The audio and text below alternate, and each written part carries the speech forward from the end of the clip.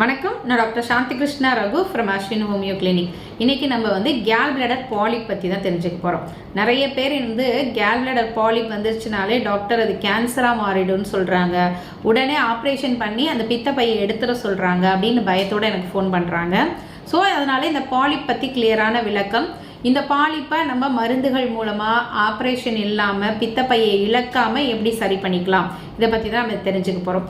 Khel bladder polyp அப்படிங்கிறது வேறு ஒன்றுமே கிடையாது. நம்ம பித்தப்பைக்குள்ளார ஒரு லைனிங் இருக்கும், அந்த லைனிங்கில் ஒரு டிஷ்யூ வளருது, ஒரு க்ரோத். அந்த க்ரோத்தை தான் பாலிப் அப்படின்னு சொல்கிறோம். மோஸ்ட்லி பாலிப் 80 to 90% நான் கேன்சரஸ், அதாவது கேன்சர் இல்லாமல் தான் இருக்கும். இந்த பாலிப் அதிகமாக சிம்டமும் காஸ் பண்ணாது, ரேராக தான் இது சிம்டம்ஸ் காஸ் பண்ணும். சிலருக்கு வேறு டெஸ்ட் ஏதாவது எடுக்கும்போது உங்களுக்கு பாலிப் இருக்குது, இது ப்ரீ மேலிக்னன்ட் ஸ்டேஜ்னு சொல்லுவாங்க, உடனே நீங்கள் பித்த பையவே எடுத்துருங்க அப்படின்னு சொல்லி பயத்தோடு எங்கிட்ட நிறைய பேர் நம்ம பாலிப் குணப்படுத்தின வீடியோவை பார்த்துட்டு கேட்பாங்க, டாக்டர் இந்த பாலிப் சரி பண்ண முடியுமா, எனக்கு இந்த மாதிரி சொல்லிட்டாங்க அப்படின்னு கேட்பாங்க. ஸோ பாலிப்பில் 3 டைப் இருக்குது, அதை பற்றி நம்ம தெரிஞ்சுக்கணும். பாலிப்பில் பார்த்தோம்னா சூடோ பாலிப் அப்படின்னு ஒன்று இருக்குது, இன்ஃப்ளமேட்டரி பாலிப்புன்னு இருக்குது, ட்ரூ பாலிப்புன்னு இருக்குது. இந்த சூடோ பாலிப் அப்படின்றது என்னென்னா, பாலிப்பே கிடையாது, ஒரு க்ரோத்தே கிடையாது, நம்ம பையிலேருந்து அதிகமான கொழுப்பு இந்த இடத்துல படிஞ்சிருக்கும், பித்தப்பையில் ஒரு ஒட்டிக்கிட்டு இருக்குன்னு வச்சுக்கோங்க. அது பார்க்குறதுக்கு ஒரு கட்டி மாதிரி தெரியும், பின்னாடி அது என்ன மாறிடும்னா கல்லாக தான் மாறப்போகுது. அந்த ஒட்டிகிட்டு இருக்க அந்த கொழுப்பு பார்த்தோம்னா ஒரு பாலிப் மாதிரி தெரியும், இதுதான் சூடோ பாலிப் அப்படின்னு சொல்லுவாங்க. இதுதான் மோஸ்ட்லி 80% ஆஃப் பீப்புளுக்கு இந்த சூடோ பாலிப் தான் இருக்கும். நெக்ஸ்ட் பார்த்தோம்னா இன்ஃப்ளமேட்டரி பாலிப். இது ஒரு இன்ஃப்ளமேஷன் ஏற்படுறதுனால, ஒரு கிருமி தொற்றுனால இந்த பித்த பைக்குள்ளர சின்ன க்ரோத் இருக்கும். இந்த இன்ஃப்ளமேட்டரி பாலிப் ட்ரீட்மெண்ட் கொடுக்கும்போது சரியாயிடும். மோஸ்ட்லி இந்த இன்ஃப்ளமேட்டரி பாலிப்பில் என்னென்னா கோலிக் பெயின், பிலியரி கோலிக், பயங்கரமான ஒரு வலி ஏற்படுத்தும். நமக்கு எப்படி பித்த பையில் கல் போய் அடைச்சிக்கிட்டா வலி ஏற்படுமோ அந்த மாதிரி வலி ஏற்படும். கோலிசிஸ்டைட்டிஸ்ன்னு சொல்லக்கூடிய அந்த பிளாடரை இன்ஃப்ளமேஷன் ஆக்கி அதனால சிம்டம்ஸ் நம்ம கேல் ஸ்டோனில் இருக்க மாதிரி நாசியா, வாமிட்டிங், இன்டைஜஷன், எரக்டேஷன், ப்ளோட்டிங் அப்டோமன், வயிறு உப்பசமாக இருக்கிறது, அடிக்கடி ஏப்பம் வர்றது. ஸோ இந்த மாதிரி சிம்டம்ஸ் அது காஸ் பண்ணும்.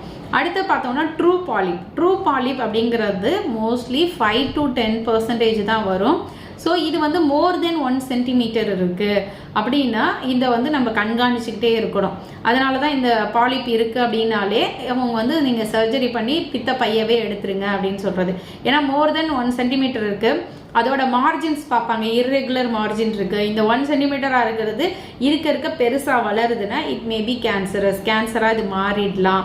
அப்படின்றதுக்காக இந்த பாலிப்பு உடனடியாக நீங்கள் ஆப்ரேஷன் பண்ணிடணும் அப்படின்ற மாதிரி சொல்லுவாங்க. ஸோ அது இல்லாமல் 1 சென்டிமீட்டருக்கு கீழே இருக்க பாலிப் பார்த்து நம்ம பயப்படணும்னு தேவையே இல்லை.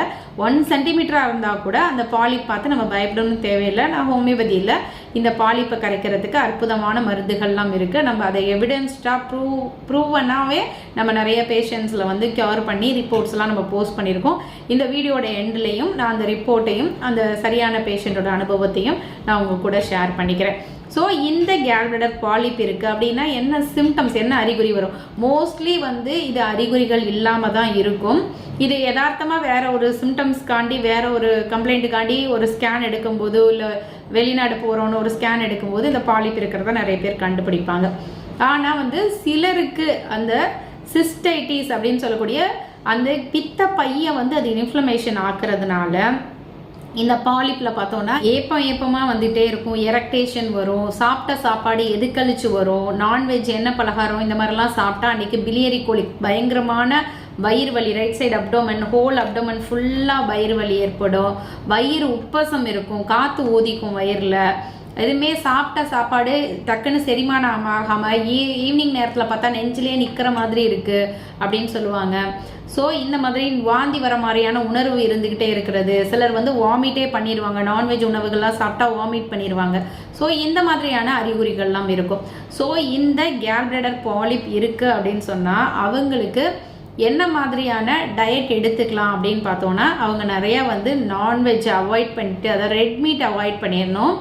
ரெட் மீட் எடுக்கக்கூடாது, அது மாதிரி ரொம்ப ஸ்வீட்டு, ரொம்ப fatty food, oily food, hotel food இதெல்லாம் அவாய்ட் பண்ணணும். என்ன மாதிரியான உணவுகள் எடுக்கணும் அப்படின்னு பார்த்தோம்னா, நிறைய காய்கறிகள் எடுக்கணும், கீரைகள் எடுக்கணும், பழங்கள் எடுக்கணும், நார் சத்துள்ள காய்கறிகள், வாழைத்தண்டு, வாழைப்பூ, அவரைக்காய், புடலங்காய், பீன்ஸு. ஸோ இந்த மாதிரி நார் சத்துள்ள காய்கறிகள் நிறைய எடுத்துக்கணும், முழு தானியங்கள் நிறைய எடுத்துக்கணும், அது மாதிரி பச்சை பட்டாணி எடுத்துக்கலாம், லெக்யூம்ஸ் நிறையா எடுத்துக்கலாம் நம்ம, அது மாதிரி பயிறு வகைகள் எடுத்துக்கலாம், நம்மளோட நிலக்கடலை எடுத்துக்கலாம், பச்சை பட்டாணி எடுத்துக்கலாம், இந்த மாதிரியான உணவுகள் எடுத்துக்கலாம்.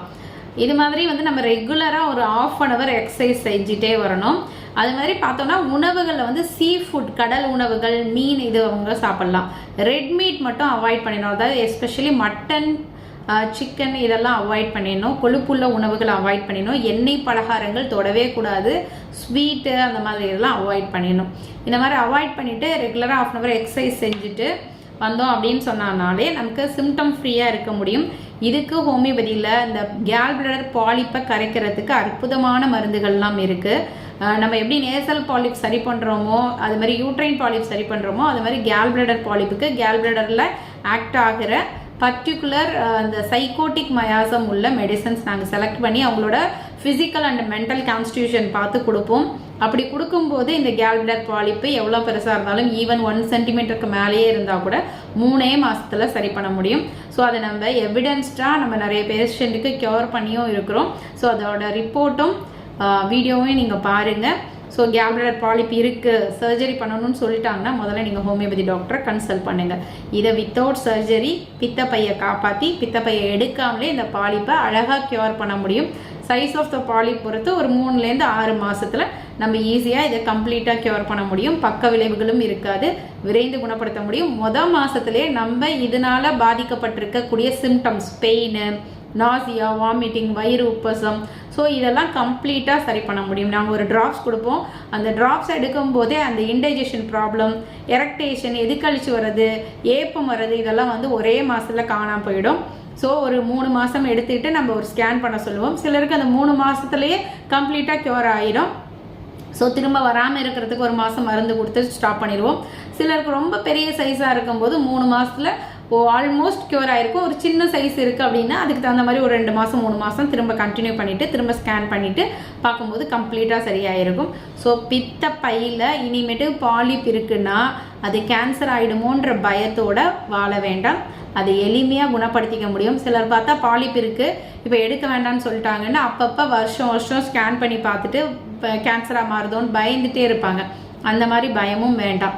பாலிப் இருக்குன்னா ஹோமியோபதி டாக்டரை கன்சல்ட் பண்ணிங்கன்னா போதும். அதை அழகாக பக்க விளைவு இல்லாமல் ரொம்ப சீக்கிரமே குணப்படுத்தி அதனால இருக்கக்கூடிய சிம்டம்ஸ் இல்லாமல் இருந்தாலும் ஓகே, சிம்டமேட்டிக்காக இருந்தாலும் சரி, அதை கம்ப்ளீட்டாக க்யூர் பண்ணிக்க முடியும். ஸோ இதெல்லாம் தெரிஞ்சு நீங்கள் பலனடையணும் கேட்குறேன். நன்றி.